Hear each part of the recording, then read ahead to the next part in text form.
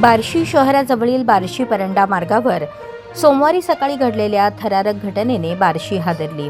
ऋषिकेश पाटील यांनी आपली पत्नी धनश्री पाटील हिची भर रस्त्यात चाकूने निर्घृण हत्या केली। पत्नीची हत्या केल्यानंतर पती ऋषिकेश पाटील स्वतःहून बार्शी पोलीस ठाण्यात हजर झाला। चारित्र्याच्या संशयावरून ही हत्या झाल्याची प्राथमिक माहिती समोर आली आहे। बार्शी ग्रामीण पोलीस ठाण्यात याबाबत दिवसभर गुन्ह्याची नोंद करण्याची प्रक्रिया सुरू होती।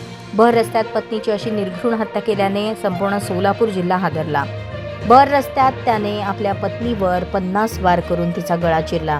ऋषिकेश पाटील याने पत्नीसोबत अनेक महिने संसार केला, मात्र गळा चिरताना थोडीही दया आली नाही। बार्शी परंडा मार्गावर ये जा करणाऱ्या लोकांनी लांबून सोडवण्याचा प्रयत्न केला, परंतु डोक्यात सैतान घुसलेल्या पतीने पत्नीचा जीव जाईपर्यंत वार केले आणि गळा चिरला। दोघेही पती पत्नी उच्च शिक्षित आहेत। दोघेही वित्त क्षेत्रात चांगल्या पदावर कार्यरत आहेत। प्राथमिक माहितीनुसार धनश्री या बँक मॅनेजर पदावर कार्यरत होत्या। पती ऋषिकेश पाटील आणि पत्नी धनश्री पाटील यांच्यात किरकोळ कारणावरून वाद झाला। वाद होताना अनेकदा ऋषिकेश पाटील यांनी धनश्रीला मारहाण केल्याची प्राथमिक माहिती मिळाली, परंतु मागील 2 दिवसांपासून वाद चिघळले होते।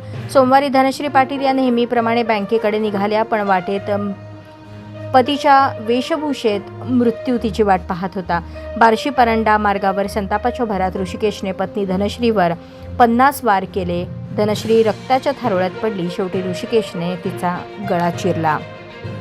बार्शी परंडा रोडवर धनश्रीवर ऋषिकेश वार करत होता। त्यावेळी थरारक दृश्य पाहून काही लोकांनी पळ काढला, तर रस्त्यावरील काही नागरिकांनी त्याला थांबवण्याचा प्रयत्न केला, परंतु डोक्यात सैतान घुसलेल्या राक्षस पतीनं नागरिकांना धमकावत मागे हटवलं आणि धनश्रीने जागेवरच जीव सोडला।